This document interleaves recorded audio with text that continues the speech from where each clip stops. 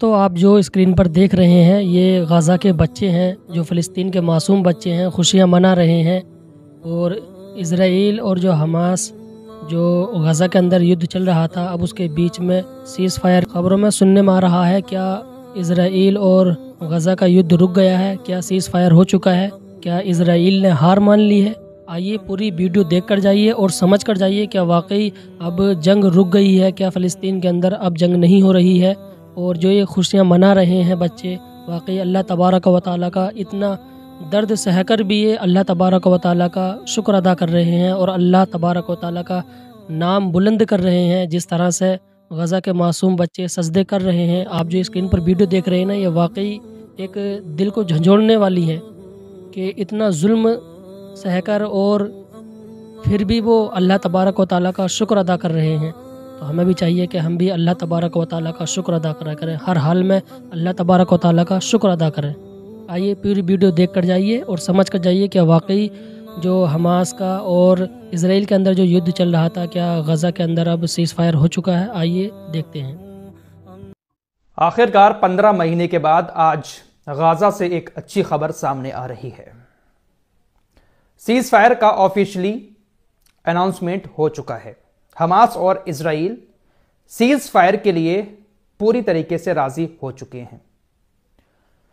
Seize fire Sunday के दिन से लागू किया जाएगा,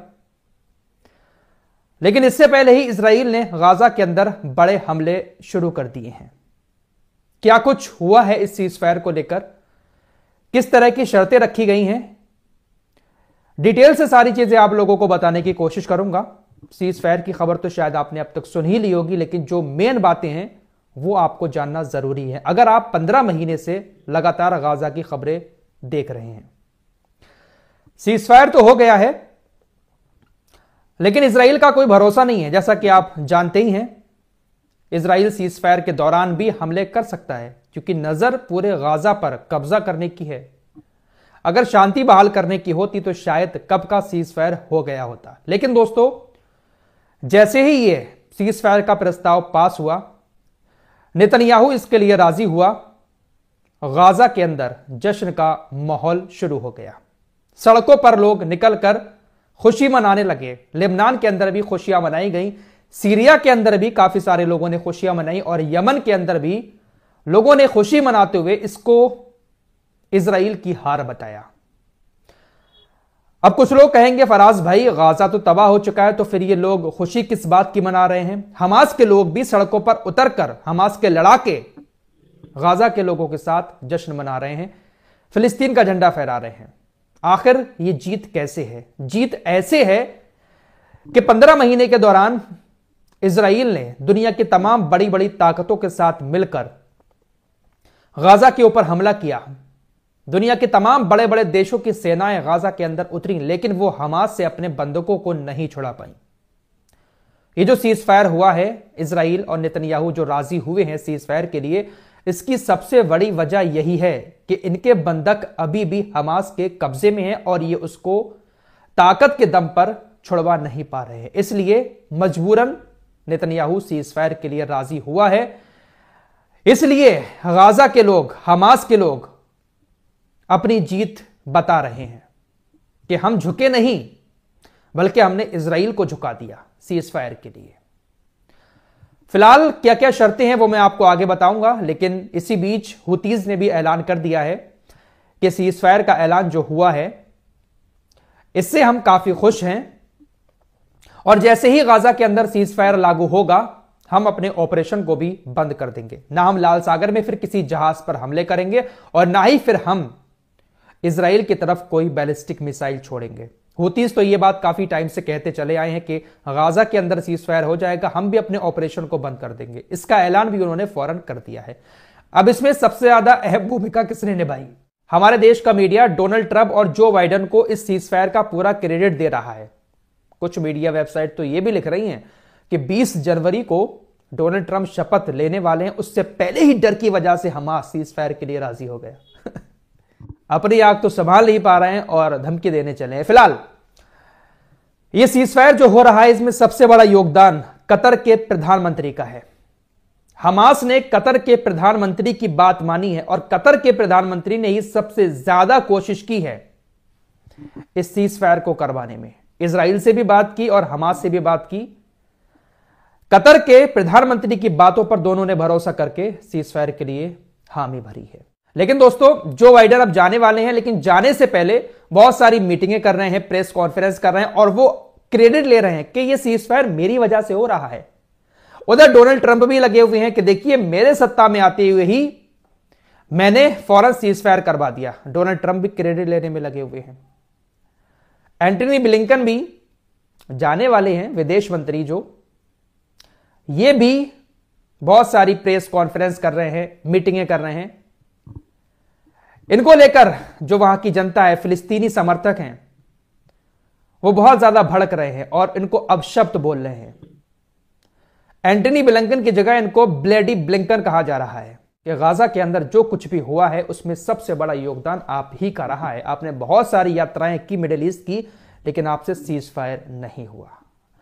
फिलहाल कुल मिलाकर बात यह है कि सीज फायर लागू हो गया है, लेकिन इससे पहले ही इजराइल ने पिछले 24 घंटे के अंदर गाजा पर खतरनाक हमले किए, जिसमें 80 लोगों की मौत हो गई और 30 लोगों की मौत तब हुई है जब इजराइल और हमास ऑफिशियली सीज फायर के लिए राजी हो गए हैं। जो प्रस्ताव है उसको एक्सेप्ट कर लिया है। उसके बाद इजराइल ने हमले किए, 30 लोगों की मौत तब हुई है।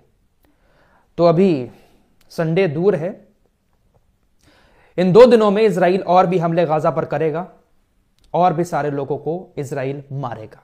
लेकिन दोस्तों, इस सीज फायर से ये जो वित्त मंत्री है और जो बेन गबीर है, इजराइल का कट्टरपंथी नेता, ये दोनों नाखुश हैं और अब ऐसी भी संभावनाएं हो रही हैं कि जल्द ही नेतन्याहू की सरकार गिर भी सकती है। इसने स्टेटमेंट दिया है कि ये जो सीज फायर का प्रस्ताव हुआ है, राजी हुए हैं, ये हमारी हार हो गई है और अब मैं हारी हुई सरकार का हिस्सा नहीं बनना चाहता हूं।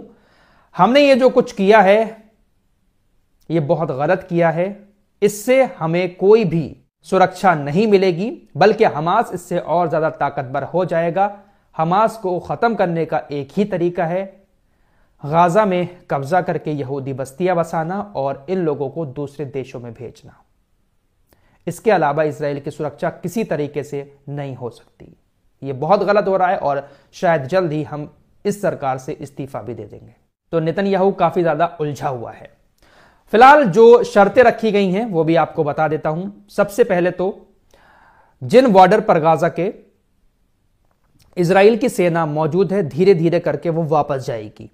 3-4 स्टेज में ये सीज फायर होगा, तो धीरे धीरे करके हर स्टेज में पूरी तरीके से इजरायली सेना गाजा से बाहर हो जाएगी। रफा क्रॉसिंग को पूरी तरीके से खोल दिया जाएगा। जो लोग बीमार हैं, जिनका इलाज गाजा के अंदर नहीं हो पा रहा है, उनको दूसरे देशों में इलाज के लिए भेजा जाएगा। किसी तरह की कोई रुकावट नहीं डाली जाएगी। सीज फायर का प्रस्ताव जब आया था तो एक प्रोटोकॉल के तहत कतर ने कहा था कि तकरीबन 600 ट्रक रोजाना गाजा के अंदर सहायता के भेजे जाएं। तो अगर यह सीज फायर लागू हो जाता है, अगर मैं अभी भी इसलिए लगा रहा हूं क्योंकि अभी संडे दूर है, नेतन्याहू अपनी कुर्सी बचाने के चक्कर में अपनी बात से पलट भी सकता है क्योंकि इसके नेता बगावत कर रहे हैं। फिलहाल लगभग तय है सीज फायर होगा। तो 600 ट्रक रोजाना गाजा के अंदर रफा क्रॉसिंग से और दूसरी क्रॉसिंग से जाएंगे, उसको इजरायली सेना नहीं रोकेगी। तकरीबन 2 लाख तंबू और 60,000 कारवा लगाए जाएंगे, जहां पर जो लोग इधर उधर भटक रहे हैं, जिनके सर पर छत नहीं है, उनको थोड़ा सा घर मिलेगा। पहला चरण 42 दिन का होगा और इस 42 दिन के चरण में इजराइल तकरीबन 1000 फिलिस्तीनी कैदियों को रिहा करेगा। हमास इधर से 33 इजरायली बंधकों को रिहा करेगा। ये 1000 फिलिस्तीनी कैदी वो हैं जिनको 8 अक्टूबर 2023 के बाद से गिरफ्तार किया गया था।